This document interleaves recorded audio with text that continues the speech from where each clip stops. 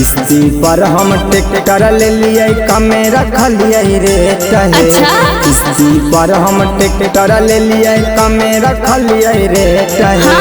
हमारे से जोतवाले भौजी भतारा वाला खेत है। हमारे से जोतवाले पतर को पियावा वाला खेत है। एकर जोतलिए ओकर जोतलिए पूछली हाँ रेट है। एकर जोतलिए ओकर जोतलिए पूछली हाँ रेट है। हमारे से जोतवाले भौजी भतारा वाला खेत है। अजी हमारे से जोतवाले पतर को पियावा वाला खेत है। पियावा वाला खेत है। अजी हमारे से जोतवाले पतर को पियावा वाला खेत है।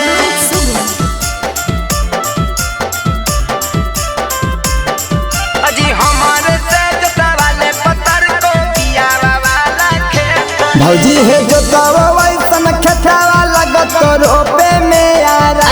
लगत नागा दे रुपया करबो ठीक से सुना का। तो ठीक से नहीं जोतबो तो पैसा फोकट में लेबो। भौजी है जोतवा वैसन खेतवा लगत रोपे में यारा। लगत नागा दे रुपया करबो ठीक से सुना का। जखन कहबो तखनी आइबो करबो नहीं लेट है। जखन कहबो तखनी आइबो करबो नहीं लेट है। हमारे से जोतवाले भौजी भतारा वाला खेत है। हमारे से जोतवाले पतर को पियावा वाला खेत है। अजी अजी हमारे से जोतवाले पतर को पियावा वाला खेत है।